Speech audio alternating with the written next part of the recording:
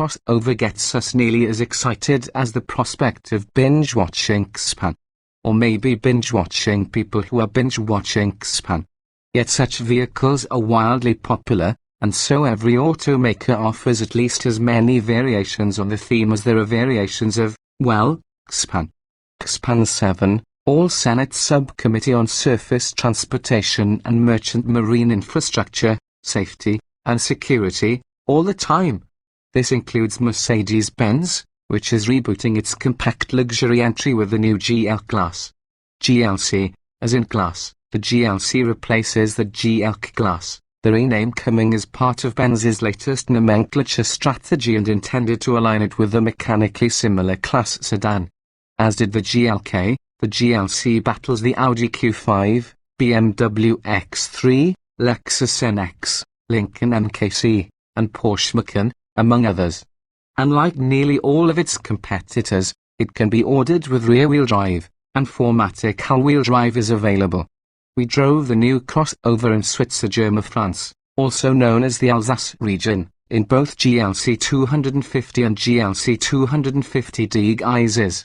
When the GLC goes on sale in November, we won't get the former in favor of the GLC 300, which uses the same 2.0-litre turbo 4-cylinder but will have 30 more horsepower, for a total of 241.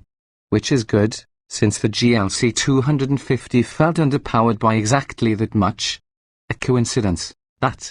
The GLC 250D has a diesel engine, the tip-off is its little d, and it will arrive here in late 2016 with GLC 300D badging.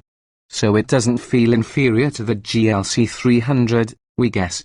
The diesel makes 201 horsepower and a robust 369 lb-ft of torque.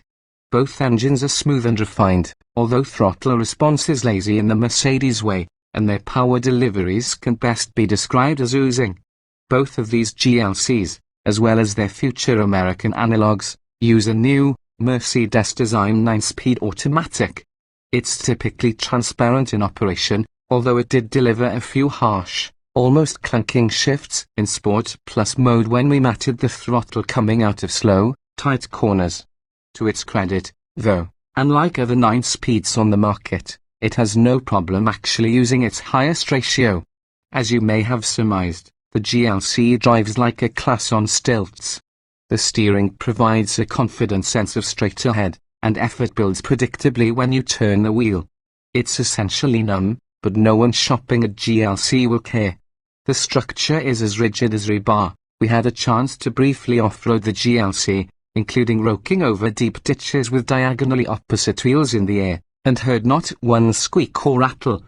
The optional Airmatic suspension, which was fitted to every GLC we drove, offers good body control, and its various modes are clearly delineated in terms of road feel.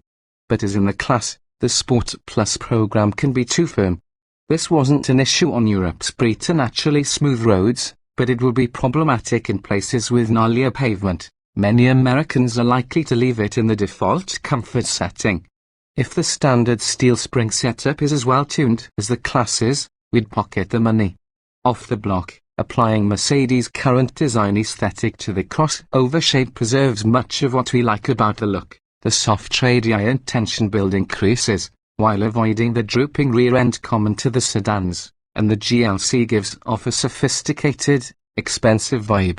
The designers lobbied to fit the GLC with large diameter wheel and tire packages, and so 18-inch wheels are standard, and both 19s and gorgeous, AM-labeled 20-inch multi-spoke jobs are available. Compared with the blocky GLK, the more curvaceous GLC is fractionally taller, 2 inches wider, and nearly 5 inches longer overall. A spitting image of the class cabin we love so much. The GLC's interior is a cut above anything else in the segment right now, and the materials, detailing, and finish all put the GLKs to shame. The seats are supremely comfortable, and the interior is hushed even at autobahn speeds. So it's a little bit surprising that the GLC 300 will start at $39,875, just $1,050 more than last year's GLK, especially considering it adds a pile of standard equipment that includes a 7.0-inch infotainment screen with touchpad writing surface, a power liftgate, push-button start, a power driver's seat, and collision mitigation tech, among other bits. Beyond that, the usual raft of luxury, convenience, and safety gadgets can be added, including but not limited to heated and cooled front seats, heated rear seats, a larger central screen, a head-up display, Burmester audio, radar cruise control, brake assist, rear and collision prevention, active lane keep assist, navigation, and adaptive LED headlamps. No full-bore, Mercedes-AMG GLC 63 Hellbeast is in the plans, which, who cares but a 362 horsepower GLC 450 arrives next summer to butt heads with the 300 horsepower BMW X3, xDrive 35i and the 354 horsepower Audi SQ5. There also will be a GLC 350e plug-in hybrid using the same excellent system from the C350. It likely will arrive as a 2018 model. The GLC isn't as polarizing as the GLK, and it's a huge advance in terms of desirability and both real and perceived quality. We might not be excited, but luxury crossover buyers should be.